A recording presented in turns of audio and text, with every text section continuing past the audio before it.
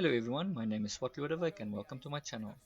In this video we will be looking at the mod 16 starter build for Paladin. Before we get started, I would just like to point out that this build is not a best in slot build and should also not be seen as an endgame build. It is rather just meant to allow you to get your footing in mod 16. The build we are going to be looking at today was designed by Lord Willow and contains three separate sections. The first one is the solo DPS build. Second one would be your tanking build for group content and dungeons, and the final build would be the healing build. Okay, let's get started with the solo DPS build. The first thing that I can say is if you run into trouble surviving, you might want to consider using the Sigil of Paladin. That's a nice way of getting healing when you're doing solo play. Then we're going to have a look at the powers we're running. The first atwals we're running is the Valorous Strike and the Radiant Strike. An alternate you might want to look at is also Shielding Strike. Then we're going to look at our encounters. The encounters I generally use in order is the Burning Light. After that I use the Sacred Weapon and then go for Smite to do DPS. Remember, as your divinity decreases, the amount of damage you do with smite decreases as well. So you would like to have your divinity as high as possible before using smite. Next, dailies. We're going to be looking at using divine judgment as well as divine protector. I'll explain in a little while why we use divine protector. As for class features, we go for composure, which increases your divinity, and we go for aura of wrath, okay, which gives you a increased crit rate. You can also use blessed wanderer when doing solo, which will give you a 5% additional DPS. Then for feats we went with sacred shield, burning vengeance, divine pursuit, and then Shield of the Gods. Now, Shield of the Gods is linked to Divine Protector. What that basically does is instead of you taking damage for teammates, the Divine Protector will now, for a short time, about 6 seconds, prevent you from getting most damage. Then, after that, we are going for our boons. On the guild boons I went with power and defense, but if you have hit points I would recommend to rather go with hit points. Campaign wise I went with power, hit points, and then an assortment of defensive and offensive options that was available.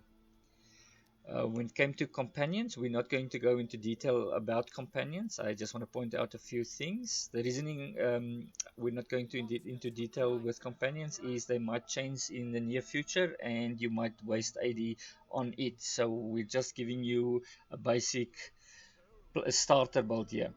The runestones I went with as high as I had, and you can consider using redemption. What redemption does is almost like lifesteal. Every time you hit, you have a small chance of gaining of um, healing yourself. Okay, so let's go to the next build.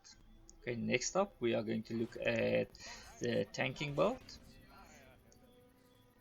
With the tanking build, we are using the same atwals, Valorous Strike and Radiant Strike.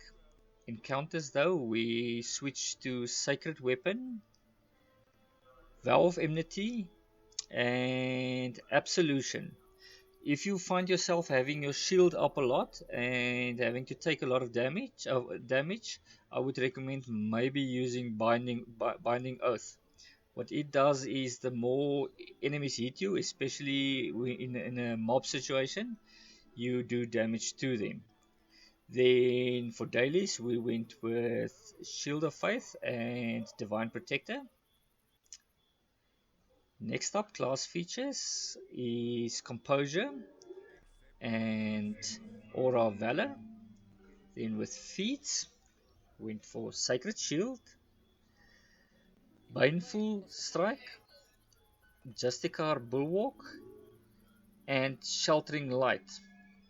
Okay, that's why we have Shield of Faith up, because we went with Sheltering Light and we're going to be using that. Then boons, we use the same that we did before, and that takes us to our third loadout, which will be our healing loadout.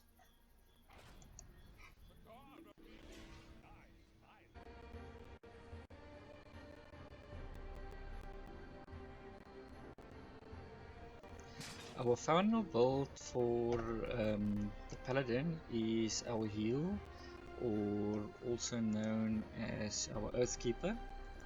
With Oathkeeper, we went for Valorous Strike and Radiant Strike. I prefer it actually the upside down there. I prefer Valorous Strike on my right click and Radiant Strike on my left click. Then we went again for Sacred Weapon. Circle of Power. You summon a circle and it increases the outgoing healing by 15% while you're standing in it. Then we went for Divine Touch. It raises a barrier and absorbs damage equals to the amount of hit points healed. Okay, so it gives you like a temporary hit points as well. And then we went for our dailies, which is Shield of Faith and Radiant Charge. For class features, we went for Composure to help us regenerate our divinity, and Aura of Faith. Okay, as for feats, we went for Sheltered Healing, Divine Focus, Sacred Weapon, and Divine Intervention. Sorry, Enduring Spirit. It affects Sacred Weapon and Divine Intervention. Right. So that is that for Paladin. If you have any questions or would like to make a comment, please leave a comment below. If you like this video, please hit a like and consider subscribing. Thank you, and I'll see you in the next